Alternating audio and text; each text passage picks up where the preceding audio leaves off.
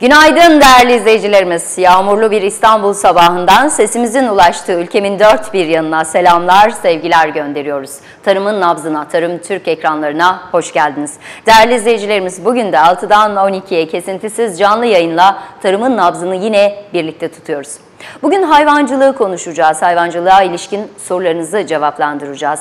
Canlı yayında veteriner hekim Hasan Arı stüdyo konuğumuz olacak ve sorularınızı cevaplandıracağız. Sorunlara çözüm önerileri ekseninde bakacağız, mercek altına alacağız. Hayvancılık sektörü hiç kuşkusuz son derece önemli. Yaşanılan problemler, sıkıntılar var elbette ama verimliliği nasıl artırabiliriz? Hayvan beslemede nelere dikkat etmek gerekiyor? Hayvan hastalıkları ile ilgili ne tür önlemler almak gerekiyor?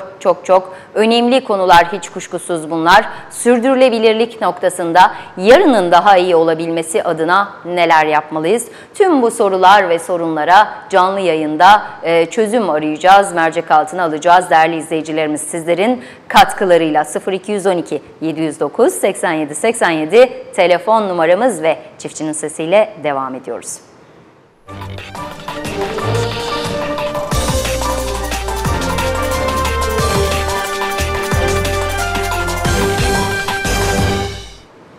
Ve çiftçinin sesinde Abdülkadir Bey, merhaba. Merhaba. Hoş geldiniz. Hoş bulduk. Nasılsınız? İyiyiz Allah'a şükür. Allah iyilik sağlık versin. Bugün hayvancılığı konuşuyoruz. Sizin gündeminizde ne var? Bizimle hangi konuyu paylaşırsınız? Buyurunuz. Hoş bulduk. Abdülkadir Bey, televizyonunuzun sesini tamamen kapatın lütfen. Sesini kapat. Tamam, kapattım. Peki, şimdi daha sağlıklı bir iletişim kurabiliriz. Evet. Buyurunuz, hangi konuyu paylaşırsınız bizimle? Ben hayvancılık üzerine bu süt keçilerinden bahsettiniz. Evet. Zalem keçilerinden. Evet. Onların dışarı ihraç yapıldığından biz burada araştırdık, bir ara böyle bir temiz ırk şey bulamadık. Sahnen keçisi yapmak istiyorsunuz, yetiştirmek istiyorsunuz ama bulamadınız mı? Evet, yani saf ırk bulamadık. Peki. Bununla ilgili yörenizde Koyun Keçi Yetiştiricileri Birliği mutlaka vardır. Oraya başvurabilirsiniz. İlçe tarımdan bilgi alabilirsiniz. Biz de yine konuyla ilgili sizi bilgilendirelim. Tamam. Biz burada genellikle sığır yetiştiriciliği var. Evet. Tabii kendimizin de 20-25 hayvan üzerinde şeylerimiz var. Bunları daha geliştirmek istiyoruz aslında. Peki. Bununla ilgili sahnen keçisiyle ilgili hemen de duyurumuzu yapalım. Sizinle bu konuda hem bilgi paylaşmak hem de belki satış yapmak isteyen izleyicimiz de olabilir. Buluşturabiliriz sizleri. Tamam, oldu. Bir de bu şey hakkında yenilenebilir enerji. Hakkında. Evet. Daha önce ben bu biyogaz tesisatı yaptım. Evet. 10 sene fazlasıyla ben devamlı olarak onu sadece ocakta kullandım. Evet. İşlenince 3 metre 10 metre küplük bir şeydi. Evet. Bunu köyün içerisinde olduğu için dışarıda taşımak istedik. O da imkansızlardan taşıyamadık. Acaba bunun desteklemesi şey var mı? Peki, bunu da hemen öğrenelim. Yenilenebilir enerji ile ilgili mevcut bir tesisiniz var. Bunu dışarı taşımak istiyorsunuz. Mevcut bir sisteminiz var. Hayvanlarım olduğu yer dışarı taşırım. Evet. Tabii onlar da köyün dışında olduğu için yeniden yapılması için tabii imkan o yönden. Evet. Bunun geliştirilmesi hakkında bilgi istiyorum. Peki, programımız içerisinde size konuyla ilgili bilgi verelim. Bir de bizim bu sandıklı genellikle sera bakımından çok ilerleme var. Çok kaliteli seralar yapılıyor şimdi. Ondan sonra Bakanımız Veysel Eroğlu'na çok teşekkür ederim. Sandıklı Kaymakamına çok teşekkür ederim. Evet. Tarım İlçe Genel Müdürüne çok teşekkür ederim. Bunlar çok çalışıyorlar. Çok güzel. Evet, güzel bizim sandık etrafında aşağı yukarı 6-7 tane gölet yapılmak veya yapılmış durumda. Evet. Bu tarım bakımından da çok ileri bir yatırım olacağını tahmin ediyoruz yani. Evet, bu yatırımlar elbette fayda sağlayacaktır. Emeği geçenlere biz de teşekkür ediyoruz. Sağ olunuz. Kolaylıklar diliyoruz. Ben de kalırım. Çok teşekkürler. Sağ olunuz Abdülkadir Bey. Mustafa Bey günaydın, hoş geldiniz. Günaydın efendim. Nasılsınız? Teşekkürler. Hayırlı sabahlar. Sağ olunuz, çok teşekkür ediyoruz. Size de güzel bir gün diliyoruz. Hayırlı sabahlar, sağ olunuz. Gündeminizde ne var? Bizimle hangi konuyu paylaşırsınız? Buyurunuz. Efendim arkadaşımız kooperatif istiyorlar bizden. 25-35 arasında biz aile işletmesi bizimkisi. Evet. Bir arkadaşımız kooperatif diyemedi. Bizden kooperatif istiyorlar. Bize destekleme, hibe desteklemesi verilmesi için kooperatif istiyorlar. Evet. Bizde de kooperatif yok. O imkanı yapamıyoruz. Üyemiz az. Evet. Kooperatif kuramıyorsunuz. Kooperatif kuramıyoruz. Evet. Ama hibe desteklemelerinde de bazı programlarda bu tür bir organizasyonun olması gerekiyor. Mustafa Bey, televizyonunuzun sesini lütfen tamamen kapatın. Kapalı. Televizyonun sesi kapalı. Kapalı. Peki, telefonunuz çekmiyor sanırım. Biraz. Evet. Mustafa Bey, az önce biz sizi gayet iyi duyuyorduk ama şu anda telefonunuz çekmiyor. Sabit bir yerde kalın lütfen. Evet, sabit bir yerdeyim. Asiye Hanım, diyorum ki Evet. kooperatif. Evet. Kooperatif istiyorlar. Biz bundan sabit çiftçiyiz yani aile işletmesi. Evet. Kooperatif istedikleri için biz bu destekten hiçbir yararlanamıyoruz. Aşağı yukarı 8-10 yıldır böyle yani. Evet. Bununla ilgili Mustafa Bey, bazı programlarda, hibe programlarında bir birlik olması gerekiyor. Bu kooperatif olabilir, başka bir organizasyon olabilir. Bunu yapmanız gerekiyor. Bu programların ön şartı. Yani kooperatif kurmanız gerekiyor. Sanırım Mustafa Bey hattan düştü. Ama bazı hibe programlarında değerli izleyicilerimiz kooperatif olmanız gerekiyor. Yani bireysel olarak bu programlara başvuramayabiliyorsunuz. Dolayısıyla birlikte hareket etmekte fayda var. Biz bunu başarabiliriz. Çok güzel örnekleri de var. Kooperatifleşme sadece bu programlardan faydalanmak için değil, eğer başarıyla bu organizasyon yapılabilirse birçok noktada faydasını göreceksiniz değerli izleyicilerimiz. Ve bir başka telefonumuzla devam edelim. Alo. Alo. Caner Bey, hoş geldiniz. Hoş bulduk. İyi günler. Teşekkür ederiz. Nasılsınız? Allah razı olsun. Teşekkürler. Sizlerin sesini duyuyoruz. Daha iyi oluyoruz. Teşekkür ederiz. Sağ olunuz. Aynı şekilde bizler de sizlerin sesini duyunca mutlu oluyoruz. Daha güzel programlar yapmaya özen gösteriyoruz. Enerjimizi, umudumuzu arttırıyorsunuz. Sağ olun, var olun. Allah razı olsun. Türkiye'nin en uçra yerinden aradığım için, ben de ayrıyeten Iğdırlı olduğum için de gurur duyuyorum. Evet.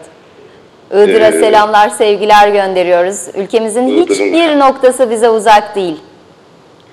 Vallahi bazen uzak kalıyoruz. Bize uzak değil. Buradasınız, biz oradayız. Dolayısıyla uzaklık yok, aramızda mesafe yok. Doğrudur. Evet. Şey için ben rahatsız etmiştim. Buyurunuz. Biraz hem kendimden bahsedeyim, şanssızlıklarımızdan bahsedeyim diye Tabii ki. sizi rahatsız etmiştik. Rahatsızlık Şimdi ben yok, buyurunuz memnuniyetle. Bizim traktörümüz vardı kendimizin. Evet, O dönemde pancar şirketine pancar taşıyorduk, kendi mahsulümüzü. evet, Orada ufak bir talihsizlik yaşadık. İşte emeklisi de olmuş, yaşı geçmiş bir operatör çalıştırıyorduk. Evet. Biz onun emniyetini almadan şeyi kaldırdı, makineyi kaldırdı. Biz oradan düştük. Büyük bir şanssızlık yaşadık. Belimde 2 tane kırık oluştu. geçmiş olsun. Allah razı olsun, teşekkürler.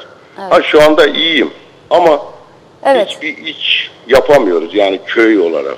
evet, Ve bunun karşısında ben traktörü falan hepsini sattım. Şu anda küçükbaş hayvana döndürdük. evet, Ve müracaat ediyoruz bu birlik teşvik destek için. evet, Veterinerliğe gidiyorsun, işte dilekçesidir, yok falan yere para yatır, makbuzunu al, falan yere üye ol falan yere. Hepsini yapıyorsun. Evet. 300-500 lira paran çıkıyor. Kendi araç tutuyorsun, gidiyorsun, tespit için getiriyorsun bazen. Evet. Ya işte bizim aracımız yeterli değil, siz geleceksiniz, götüreceksiniz. Evet. Biz de hepsini yaptık, yakıştırdık. 3 defa geldiler. Bu rahatsız halimle hayvanları tek tek tuttuk, şüphelerini tespit ettiler. Evet. Sonra sistemde ismimiz çıkmadı. Ya işte bakanlığın sisteminde bir hata olmuş. Evet. Bir daha aynı şeyleri baştan yaşadık. Evet. Döndü bu sefer yine çıkmadı. Ben valiliğe dilekçe yazdım. Tarım İl Müdürlüğü'ne dilekçe yazdım. Başından salmak gibi işte birliğin hatasından olmuş dedi. Birliğe gidiyorsun diyor, bizden kaynaklanmıyor. Ve o yıl cebimizden giden para bizden gitti. Evet. Bir de döndük bu sefer tekrar hem mağdur olduk, paramızı alamadık. Evet. Şu anda da öyle bir sistem var. Peki Ya işte problem giderilemedi mi? Hayır. Giden her şey bizden gitti. Evet. Yani tabiri caizse fazla da üstüne gidiyorsun. Ya bak hayvanını küfesiz yakalarsam ceza yazarım. Ya da ilacı yanlış kullanırsan ceza yazarım. Benim Evet. istediğimi yapmazsan ceza yazarım. Habire tehditkar. Böyle tabiri caizse kabadayı usulüyle iş yapılıyor burada. Maalesef. Adam olana belki de farklı işlem yapılıyor. Bunu görmedim ama yani niye bu şanssızlık özellikle gelip bizi buluyor? Aynı pancar şirketindeki gibi. Evet. Bizim sesimizi duyurmak istediğimiz konu bu. Evet. Bir de bu işi küçük işletmelerin yani verdiği rant, verdiği kar, verdiği destek yani masrafını görmeyecek kadar. Desteklemelerde biraz daha küçük işletmelerin korunmasını ve uygulamada bölgesel olarak bazen maalesef yaşanan bu problemlerin de giderilmesini, bu tür problemlerde çiftçinin mağdur edilmemesini istiyorsunuz. Biz de sizin sesinizden duyuruyoruz bu problemi. Yani ya hiç vermesin, vatandaşı biraz rahat bıraksın. Yani ceza bazında ben bir defa ceza yesem 2 tane hayvanımın kulak küpesi olmamasından düşüyor. Bazen şey oluyor. İşte köylüye mi güven yok, çiftçiye mi güven yok bilmiyoruz artık. Tek tek her seferinde hayvanları tutturuyorlar. İşte gebelik dönemi oluyor hayvanın. Evet. Tüylerini çekiştire birbirinin üzerine bastıra. Vallahi biz ne yapacağız? Tek tek bunları şey edeceğiz. Evet. Şimdi işin sahtekarlığını yapmak isteyenlerin üstüne gitmiyor da küçük işletmelerin üstüne gidiyorlar. Bu problemi sizin sesinizle duyurmuş olduk. Umut ediyorum bir an önce çözülür. Vallahi tek gururumuz, tek sesimiz sizsiniz. Sağ olun. Sizinle de ayrıyeten gurur duyuyoruz. Çok teşekkürler. Yani bunu samimiyetimle söylüyorum. Çok teşekkürler. Sağ olunuz. Oldu. Hayırlı yayınlar. Kolaylıklar diliyoruz. Sağ olunuz. Kolay gelsin. Çok olun. teşekkürler. Sizler de sağ olunuz. Evet değerli izleyicilerimiz, uygulamada bazen bu tür problemler maalesef ekranımıza yansıyor. Öncelikle hemen belirtelim, Iğdır'da izleyicimizin yaşamış olduğu bu problemden dolayı cevap haklarını kullanmak üzere ve hatta daha da önemlisi bu sorunu gidermek üzere yetkililer, ilgililer bağlanmak isterlerse ekranımız, mikrofonumuz her zaman açık. Yayıncılık ilkelerimiz gereği bunu da belirtmiş olalım ve alo. Alo. Mustafa Bey hoş geldiniz tekrar. Sağ olun efendim, sağ olun. Cep telefondan bir şeylik oldu. Telefondan kaynaklı bir problem yaşadık. Hibe programlarından kooperatif kuramadığımız için faydalanamıyoruz diyordunuz. Buyurunuz. Evet. Şimdi önceki dönemlerde yararlandığımız oldu ama şimdi yeni yönteme göre bir kanun değiştirdiler. Bu dediler kooperatifiniz olacak. Biz de o imkanı yapamıyoruz. Zaten üyemiz az. 8-10 kadar bir kişiyiz. Aynen 25-35 arasında büyükbaş hayvan yetiştiricisiyiz. Fazla imkanımız yok. Evet. Bu nedenle hibeden yararlanamıyoruz. Evet. Bir de başka soruya geçebilir miyim? Buyurunuz.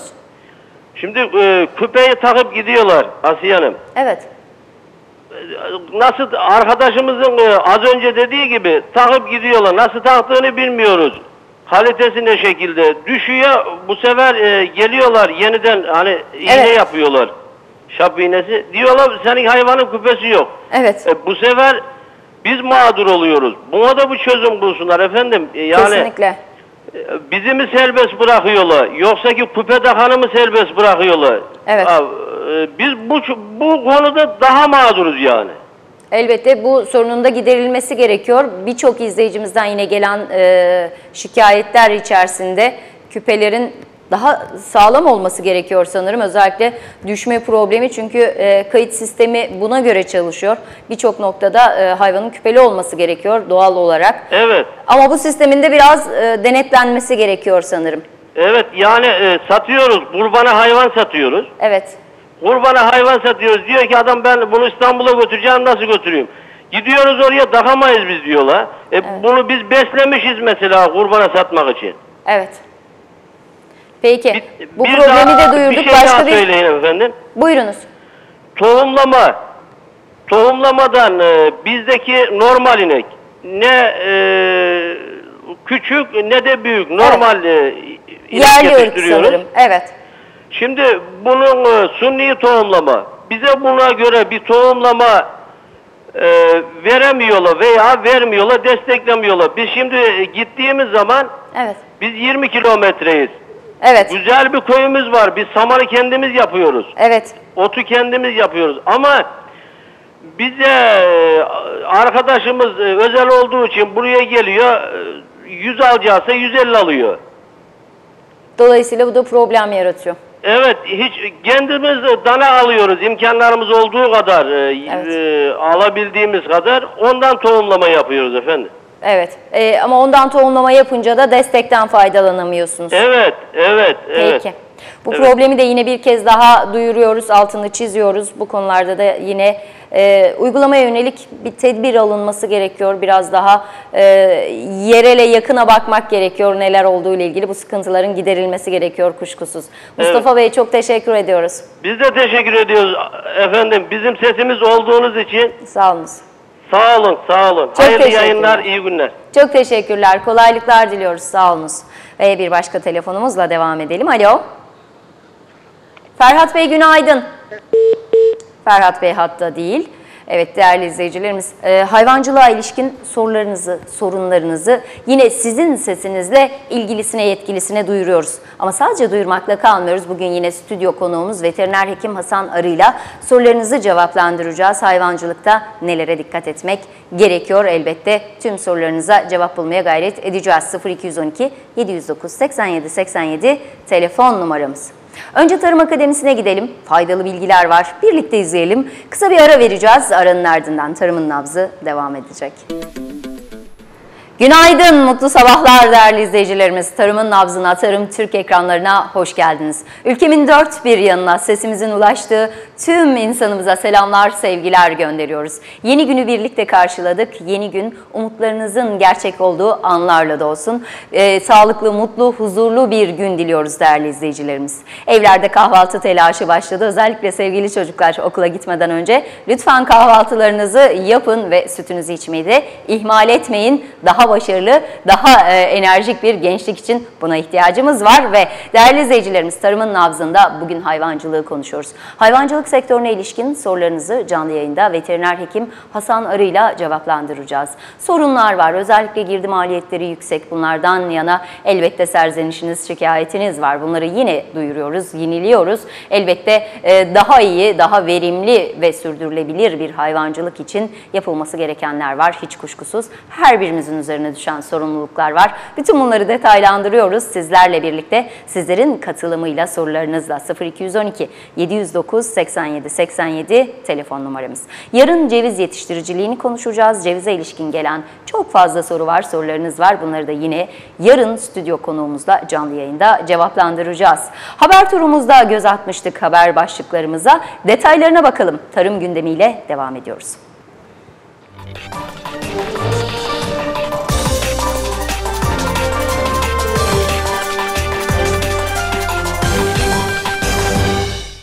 Ve değerli izleyicilerimiz, tarım gündeminde ilk haberimiz Malatya'dan. Solmaz iyi tarım uygulamalarının yaygınlaşmasını bekliyoruz. Malatya Merkez İlçe Yeşilyurt Ziraat Odası Başkanı Doğan Solmaz, iyi tarım uygulamalarının yaygınlaşmasını bekliyoruz dedi. Malatya'da 100.000 dönüm arazide iyi tarım uygulamaları yapılmasının planlandığını vurgulayan Solmaz, bu da demektir ki 2,5 milyon TL destek alınacaktır.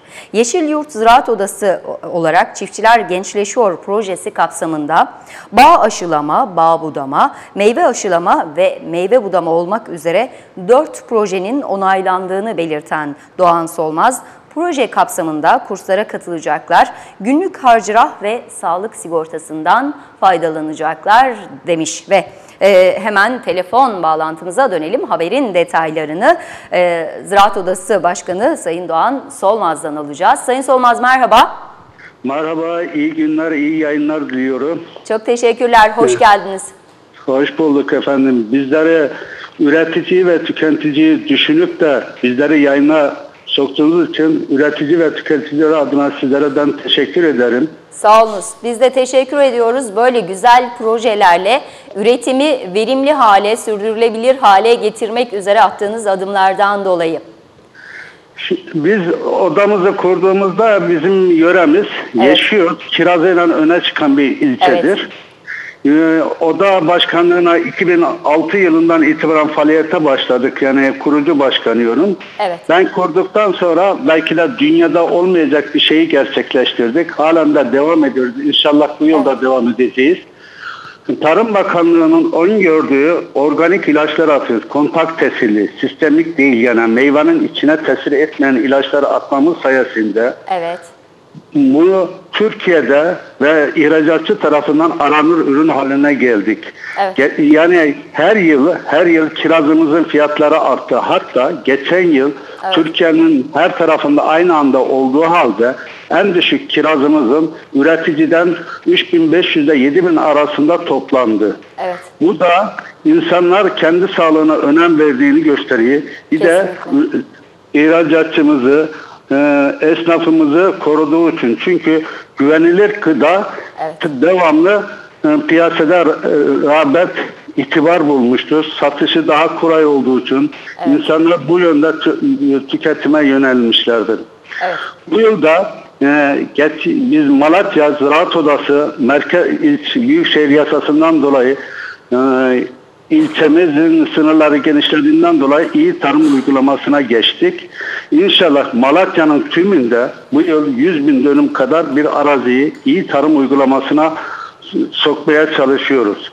Tabii bunu sokarken iyi tarımın yani özelliklerini de hem çiftçilerimiz bilip ve tüketicilerimiz de bildiğinden dolayı bunun üretime katkısı, insanımızın sağlığına katkısı azımsanmayacak bir katkı sağlamaktadır. İyi tarımın özelliği çevre, insana, hayvan sağlığına zarar vermeyen bir tarımsal üretim yapılması, doğal kaynakların korunması, tarımda izlenebilirlik, en önemlisi de bu izlenebilirlik ile sürdürülebilirlik ile gıda güvenliğinin sağlanması amacıyla yapılan tarımsal üretim modeline iyi tarım deniyor. Evet.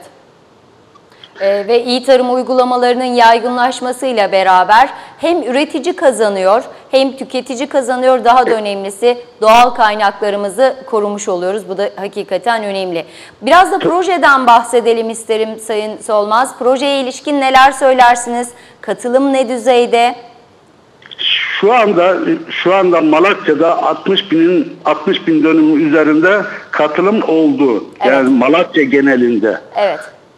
Şimdi bu inşallah biz hedefimiz Mart ayının sonuna kadar zaten izlenebilirliğimiz Mart ayından itibaren başlıyor. Evet.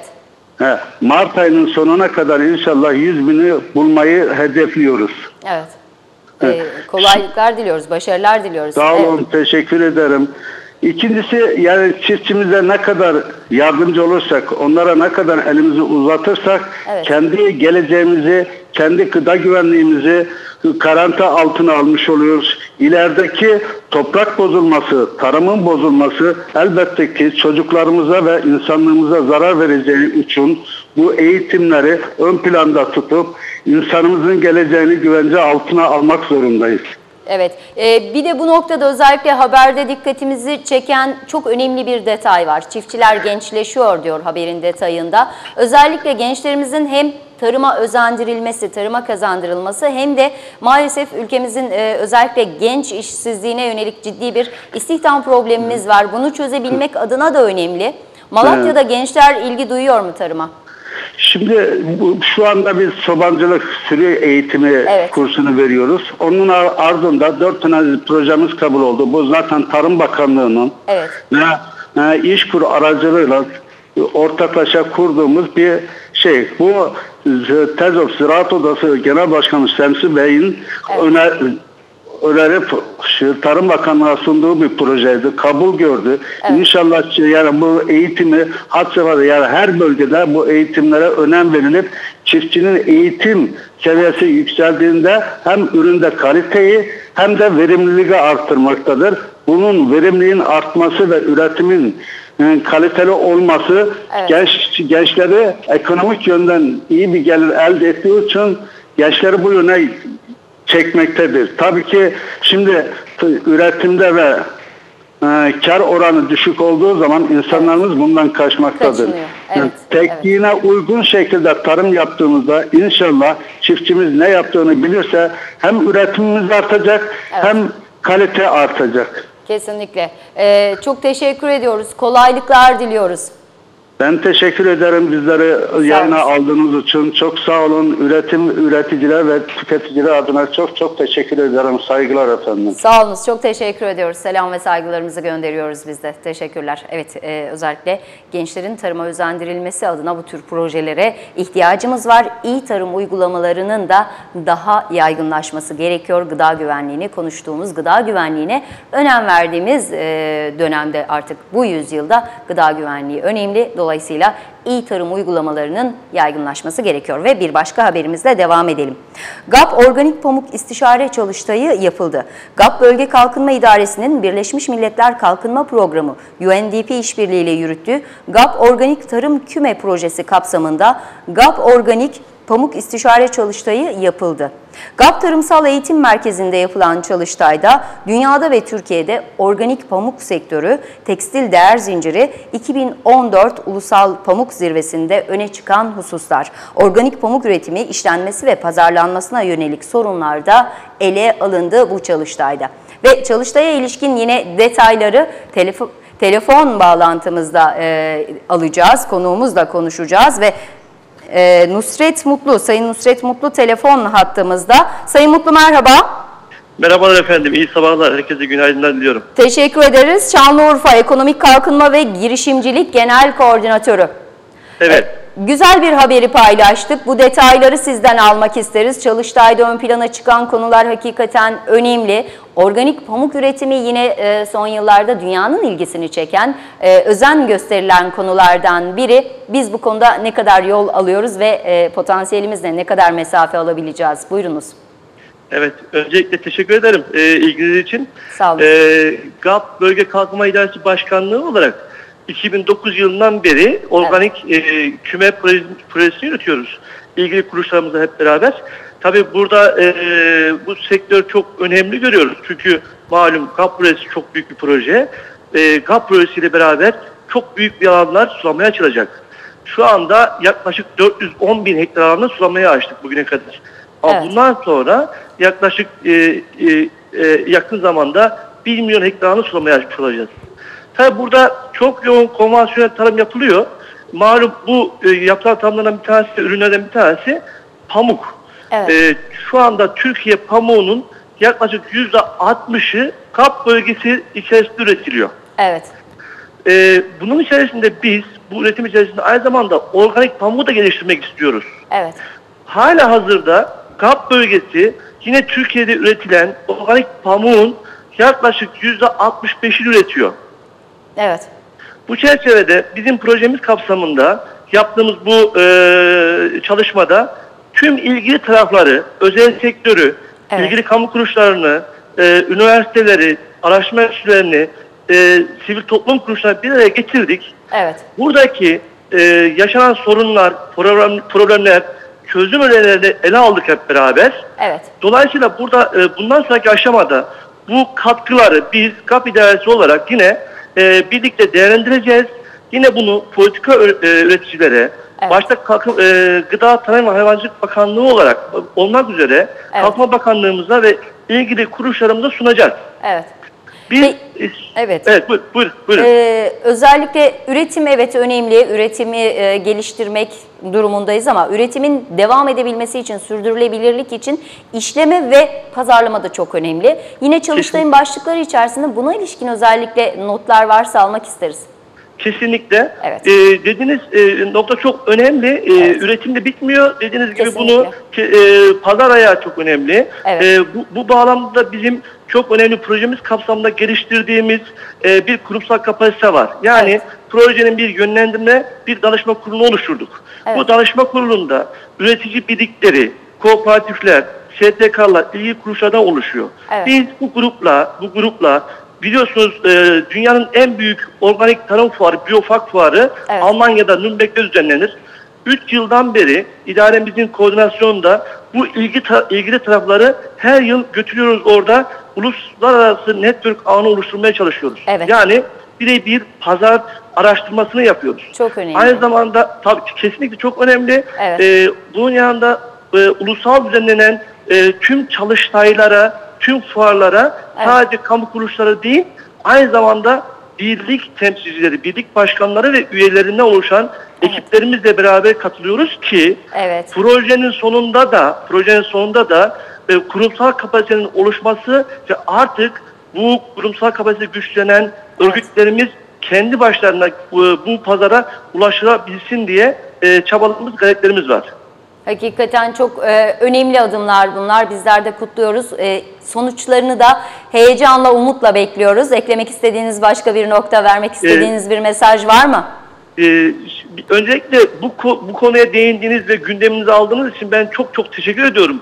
Ama zaman olursa GAP İdaresi Başkanlığı bu organik tarım ve diğer tarım projeleri bağlamında çok önemli. Özellikle bu altın çizdiğiniz pazar çok önemli evet. ama eğitim, yayın da çok önemli. Kesinlikle. Bu bağlamda GAP TEP adı altında yürütmüş olduğumuz projemiz var. Entegre kısa kalma projemiz var. Yine bir enerji projemiz var. Evet. Eğer zamanınız uygun olursa bu konuda da değinmek isteriz. Bu konuda gerekli bilgilendirme yapmak isteriz. Memnuniyetle bir başka programda hem hazır başlığını açmışken Sayın Karahocagil'i, GAP İdaresi Başkanımızı ve sizleri yine uzmanlık alanlarınızla birlikte ekrana taşımak isteriz. Çünkü GAP ülkemizin gözbebeği bir projesi, son derece önemli. Birçok ayağı olan enerjiden tarımsal sulamaya ve elbette bu tarz uygulamalara yönelik projelerle ülkemizin gözbebeği ve kalkınmada son derece önemli bir görevi yerine getiriyor. GAP'ı birkaç dakikada konuşmak kuşkusuz mümkün değil. Evet. 35 yıl gibi bir emek verildi orada ve hala verilmeye devam ediyor. İyi sonuçlarını alıyoruz, daha da iyi olacağını biliyoruz ama biz GAP'a en azından bir program ayırmak isteriz. Buradan sizin aracılığınızla da duyurmuş olalım. Stüdyomuzda sizleri ağırlamak isteriz. Detayları konuşalım. Ben tekrar şahsınızda Türk Tarım'a çok teşekkürlerimi sunuyorum, saygılar sunuyorum. Sağ olun. Çok teşekkürler. Kolaylıklar diliyoruz bizler de. Sağ olun. İyi günler efendim. Saygılar. Sağ çok teşekkürler. Evet değerli izleyicilerimiz, GAP projesi ülkemizin gözbebeği bir proje ve elbette konuşacak çok noktaları, çok detayları var. Bununla ilgili de ilerleyen günlerde bir program yapmayı elbette planlıyoruz. İdarecilerin ve oradaki uzman arkadaşların programıyla örtüştüğümüz noktada elbette GAP'ı da ekrana taşıyacağız. Tarımı konuşurken GAP'ı konuşmamak elbette olmazdı. Ve bir diğer haberimizle devam edelim. Traktör sayısı 1,5 milyonu aştı. Bu yılın Ocak ayında traktör sayısı 2248 artarak 1.568.065'e ulaştı diyor. Türkiye Ziraat Odaları Birliği Genel Başkanı Şemsi Bayraktar bu yılın Ocak ayında traktör sayısının 2248 artarak 1.568.065'e ulaştığını bildirdi. Bayraktar traktör sayısında Manisa'nın 76.002 adetle birinciliği koruduğunu belirterek şunları kaydetti. Traktör sayısında Konya 73.703 adetle ikinci, Balıkesir 55.484 adetle üçüncü, Bursa 54.571 adetle dördüncü, İzmir 54.507 adetle 5. sırada bulunuyor. Ankara'da 46.785, Samsun'da 46.247, Adana'da 45.673, Denizli'de 41.913, Antalya'da 41.118 adet traktör bulunuyor diyor haberlerimizde değerli izleyicilerimiz. Evet, haber detaylarımızı da bu şekilde paylaştık sizlerle. Ve yine GAP'la ilgili haberimizde bir başka telefon bağlantımız var. Sayın Müslüm Coşkun, Şanlıurfa GAP Organik Tarımsal Üretim Derneği Başkanı. Sayın Coşkun merhaba. Hayırlı yayınlar diliyorum. Türk Tarımı adına güzel programlar yapıyorsunuz. Oradaki tüm çalışan arkadaşları ve sizleri tebrik ediyorum. Buyurun. Sağ olun. Çok teşekkür ederiz. Sağ olunuz Sayın Coşkun. Sizlerin de emeğine, yüreğine sağlık ve çok güzel bir haberle bugün Tarım Türkiye Tarımın Nabzı programına konuk oldunuz. GAP'tan yine yüzümüzü güldüren, geleceğe dair umutlarımızı artıran güzel bir haber geldi. Organik pamuk çalıştayı yapıldı. Haberi paylaştık. Sizden de yine detaylara ilişkin bu projeler ve nihai hedefe yönelik neler söylersiniz? Çalıştayın notlarını lütfen bizimle paylaşınız. Evet, malumunuz demin Nusret Bey de ifade etti. Evet. GAP eylem planı çerçevesinde bölgenin stratejik olabilecek olan ürünleri Türkiye'ye ve dünyaya tanıtılmaya çalışılıyor. Bölgenin var olan bazı problemleri ekonomik anlamda giderilmeye çalışılıyor. Biz de STK olarak bu konuda kendi üzerimize düşeni yapıyoruz. Evet. Ancak geldiğimiz noktanın daha ötesine gidebilmek için var olanları alkışlamaktan çok bazı konularda daha iyiye gitmesi için STK olarak eleştirel bir bakış açısını çiftçiler adına, üretimi arttırmak adına ortaya koymak zorundayız. Yine GAP Bölge Kalkınma İdaresi ve UNDP'nin yapmış olduğu çalışmalar kapsamında bir ekolojik pamuk raporu hazırladık. Bu raporumuzda GAP çiftçisinin ekolojik üretmekle ekolojik üretmemek arasında bir maliyet analizini yaptık. Evet. Bu çıkan maliyet analizinde ekolojik pamuk üretimi yapan çiftçi normal konvansiyonel üretim yapan çiftçiye göre 375 TL daha az gelir elde ettiğini, normal giderlerde konvansiyonel tarım yapan pamuk çiftçisine göre 211 TL daha fazla harcama yaptığı ortaya çıktı. Dolayısıyla peki bu noktada konuda hemen sormak isterim. Çok önemli çünkü. Bir taraftan ekolojik tarımın, iyi tarım uygulamalarının yaygınlaşmasını istiyoruz ama burada dediniz ki konvansiyonel üretim yapan üreticilerimizle ekolojik üretim yapan üreticilerimiz arasında ciddi bir maliyet farkı var. Peki burada aslında problem sanırım Çalıştay'ın da ana nihai hedefi olsa gerek. Buradaki fiyat farklılaşmasının da ve pazarlamanın, işlemenin ön plana çıkması anlamına geliyor, öyle değil mi? Muhakkak, çünkü malumunuz organik tarımda özellikle yabancı ot mücadelesinde herhangi bir herbisit kullanılamıyor. Burada işçi maliyetleri çok fazla. Ayrıca ülke genelimizde organik gübre, organik bitki koruma ürünleri çok fazla yaygın değil. Bunlar da maliyete yansıyor. Maliyete yansıdığı zaman 5262 sayılı yasaya göre bir organik faaliyet uygulamaktasınız. Bu kanun normal konvansiyonel tarımda sınırlayıcı değil. Dolayısıyla burada organik tarım çiftçisi mutlak surette bazı gerekleri yerine getirirken fazla maliyete neden oluyor. Bu fazla maliyette de devletin bir noktada destekleme politikasını değiştirerekten katkıda bulunması gerekir. Geçmiş yıllarda 25 lira olan dakara destekleme ödemeleri 10 TL'ye indirilirken bahçe ürünlerinde 70 liraya çıkarıldı. Bizim bu çalıştayın bir sonucu olarak da sağ olsun Tarım Bakanlığı da kendi ilgili birimlerindeki görevli insanları yolladı. Onlar da olaya iyi yaklaşım gösterdiler. Bizim burada çalıştayda çıkan sonucumuzu bir noktada bakanlığa ilettiler. Bu çalıştayın sonucu olarak da biz bu dekara uygulanan desteğin artırılması yönünde bir hemfikir oldu. Umarım yukarıdaki idareciler, bakanlığımız bu konuda gereken hassasiyeti göstereceklerdir. Mutlaka bu hassasiyetin gösterilmesi gerekiyor ki bu üretim devam edebilsin. Üreticilerimiz elbette emeğinin karşılığını almak durumunda ki sürdürebilsinler. Peki Muhakkak, başka bir katkınız var mı Sayın Coşkun? katkım şu olacak. Evet. Özellikle bölgemiz maalesef bugüne kadar terörle anılan bir bölge. Bölgemizde katma değeri yüksek olan tarımsal ürünler girdiğinde terörü besleyen işsizlik problemi eğer ortadan kaldırılacak olursa mutlak surette bu Türkiye'nin hepsine bir olumlu olarak katkı sunacaktır. Burada Türkiye'nin bunu demek istemiyorum ama bir STK örgüt başkanı olaraktan şunu arz etmek istiyorum.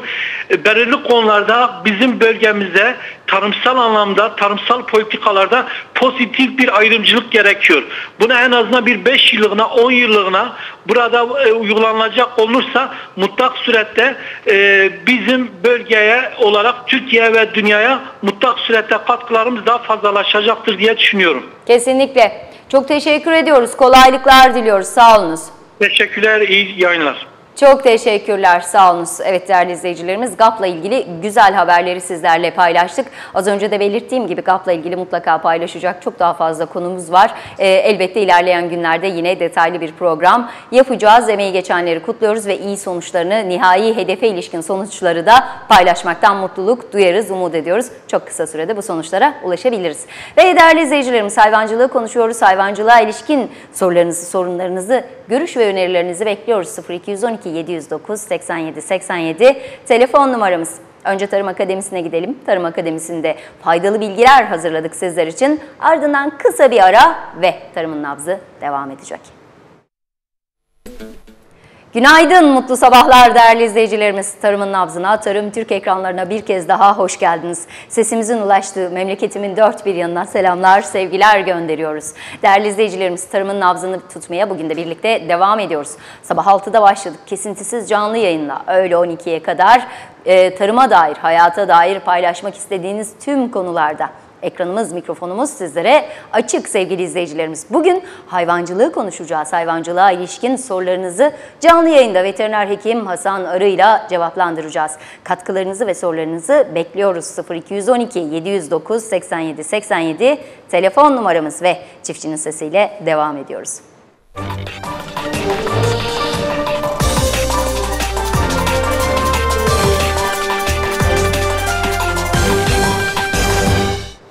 Ve değerli izleyicilerimiz, ülkemizin dört bir yanına uzanıyoruz. Sesinizi duyuyoruz ve bu da bizleri mutlu ediyor. Şimdi de Yozgat'a gidelim. Hasan Bey günaydın. Günaydın efendim. İyi sabahlar, iyi yayınlar. Çok teşekkürler. Size de güzel bir gün diliyoruz. Hoş geldiniz. Programınızı samimiyetle söylüyorum, içtenlikle. Çok güzel.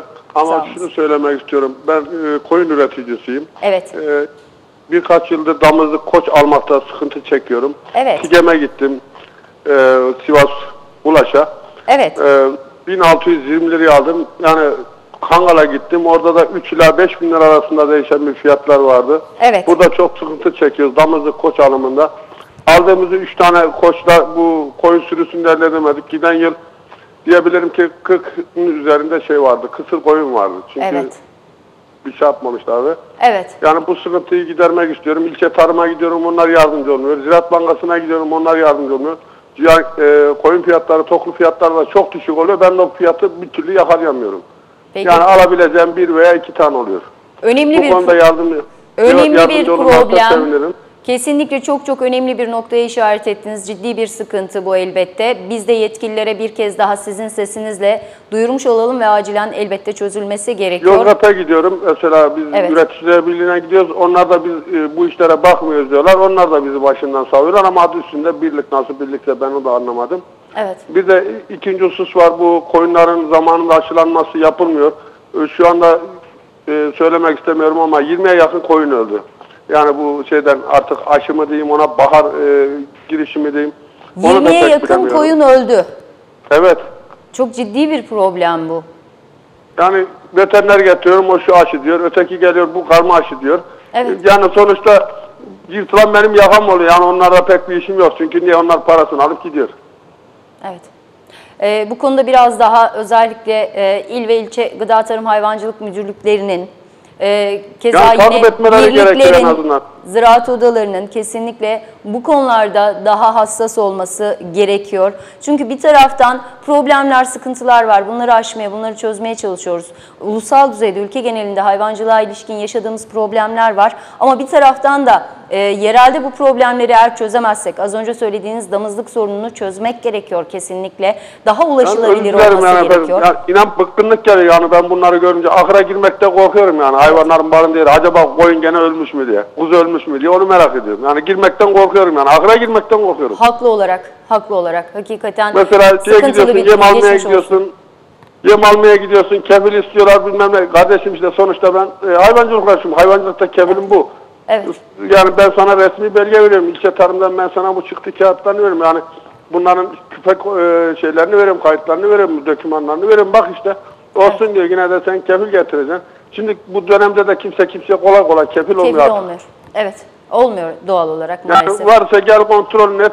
Adama bakıyorum. Adamın 40 dönüm tarlası var götürdüğüne bakıyorum. Gübreye 100 yani diyebilirim ki 40-50 ton da gübre götürüyor. La kardeşim onu işte 40 dönüm tarlası var. Kefil getirdi diyor. Başka da bir şey demiyor. Maalesef ciddi sorunlar. Ya ben de götürüyorum adamı 300'ün üzerine koyun sayısı götürüyorum yem alamıyorum. Evet. Yani demek ki bizim kefilin pek önemi yok yani baktığın şeyin koyunun. Çok önemli aslında. Hayvancılıktaki birçok problemi aslında kısa vadede en rahat çözebileceğimiz alan da bu alan. Küçükbaş hayvan yetiştiriciliği, özellikle koyun yetiştiriciliğinde daha kalıcı, daha hızlı adımlar atmamız gerekiyor. Az önce söylediğiniz bütün problemlerin bir an önce çözülmesi gerekiyor. Kuşkusuz sadece siz karşılaşmıyorsunuz. Birçok noktada bununla ilgili sıkıntılar var. Biz de yetkilileri hem sizin sesinizde hem de bir kez daha altını çizerek bilgilendiriyoruz, dikkatlerine sunuyoruz. Bir de bu şey var, bu ödemeler var, bu desteklemeler ta Haziran'da destekleme yapacakmış. Zaten biz 7. ayda toklu satıyoruz. Yani bana o gün desteklesen de olur, desteklemesen de olur. Zamanlama yani önemli. Diğer adet destekleme değil, köstekleme olur yani. Ben bir aylık sıkıntıyı niye çekeyim ki? Çünkü evet. 7. ayda biz artık biçer döverler giriyor. Biçer döverlerde o tokluyu satmak zorunda kalıyor. Çünkü yoksa koyunlarla toklar arasında sorun çıkıyor. Evet, maalesef. Yani destekleme zamanında gelse ben gemimi alsam, tuzumu alsam yani ihtiyaçlarına gidersem bu benim için büyük bir nimet. Kesinlikle. Satmak zorunda kalmazsınız doğal olarak. Ya, zaman da satarım yani en azından. Yani elbette. Diyelim ki 18 kilo satana kadar 23-24 kilo satarım. Elbette. Kesinlikle. Yani ben en azından ne üreten olarak ne de tüketen olarak fazla bir para ödesin. Kesinlikle. Hasan Bey önemli konulara işaret ettiniz. Biz de bir kez daha yetkililerin bu sese cevap vermesini umut ediyoruz.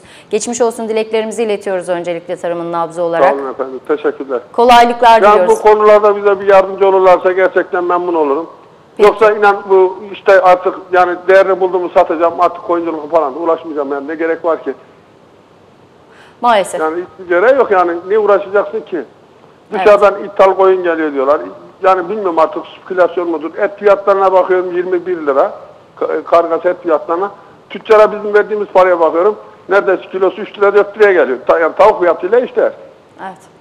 Peki. Kolaylıklar diliyoruz. Sağ olun Atiye Hanım. Teşekkür ederim. Sağ olunuz. İyi çok yayınlar, teşekkürler. kolay gelsin. Sağ olunuz. Çok teşekkürler. Kolaylıklar diliyoruz. Sağ olunuz. Adnan Bey günaydın. Günaydın. Hoş geldiniz. Hoş bulduk. Siz de hoş geldiniz. Sağ olun. Teşekkür ederiz. Nasılsınız? İyi, sağ olun. Siz nasılsınız? Bizler de iyiyiz. Çok teşekkür ediyoruz. Bizimle hangi konuda paylaşımda bulunmak istersiniz? Bugün hayvancılığı konuşuyoruz. Geçen bir sorum olduydu ama cevap gelmedi. Benim 40-50 baş veya 60 baş küçükbaş hayvanım var. Evet.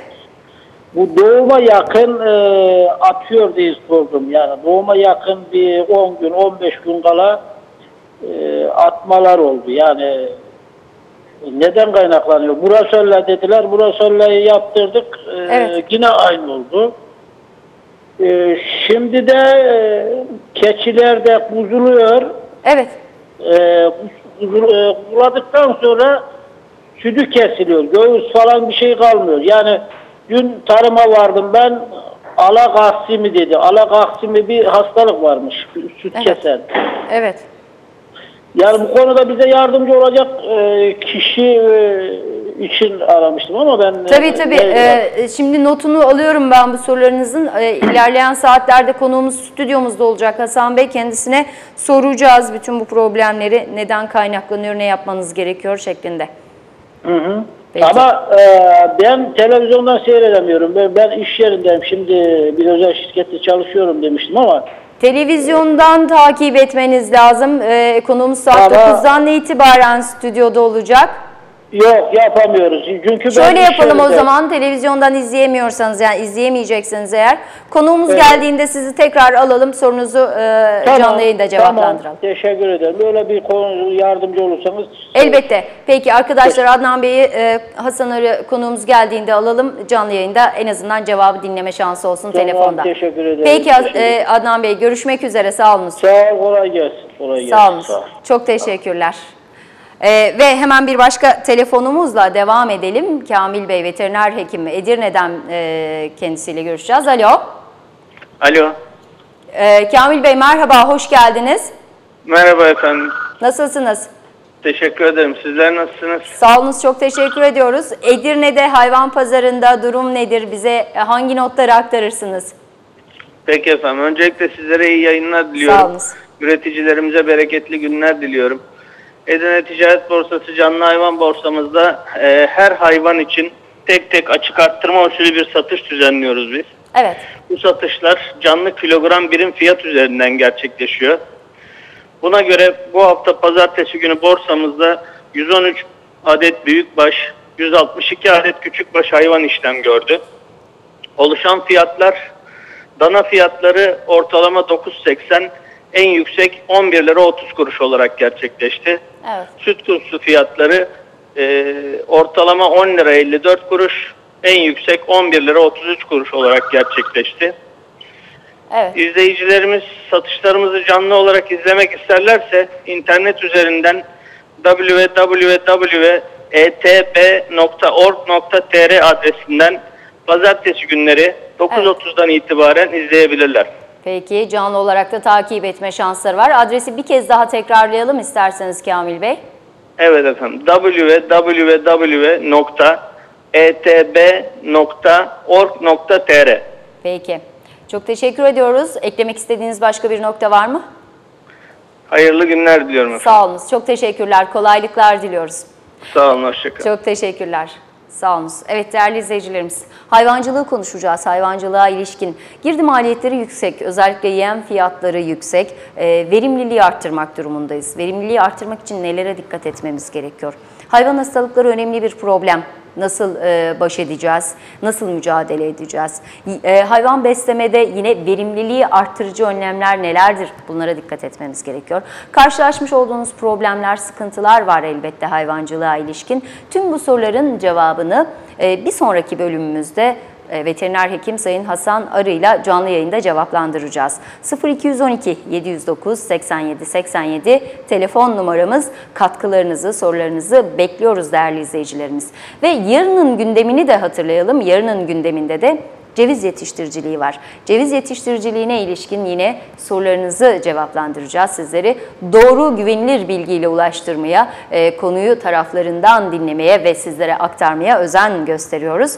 Yine sorularınızı bekliyoruz, katkılarınızı bekliyoruz. Merak ettiklerinizi yarın ceviz yetiştiriciliğinde gündem özelde detaylandıracağız, ele alacağız. Ve elbette tarım sektörüne ilişkin tarım büyük başlığımız, alt başlıklarının her biri son derece önemli. Hiçbiri diğerine alternatif değil, tercih edilebilir durumda değil kuşkusuz. Her birini sürdürülebilir bir şekilde devam ettirmemiz gerekiyor. Ve tarımın nabzında, tarım büyük başlığı altında tüm o alt başlıklara, bütün sektörlerimize de yer vermeye devam edeceğiz. Sevgili izleyicilerimiz, sizlerin soruları, talepleri ve katkılarıyla elbette yine tarımın nabzını birlikte tutacağız. Sevgili izleyicilerimiz, önce Tarım Akademisi'ne gidelim. Tarım Akademisi'nde sizler için hazırlamış olduğumuz faydalı bilgiler var. Onları izleyeceğiz. Sonrasında kısa bir ara, aranın ardından veteriner hekim Sayın Hasan Arı'yla canlı yayında hayvancılığa ilişkin sorularınızı cevaplandıracağız. 0212 709 87 87 telefon numaramız. Tarımın nabzı devam edecek.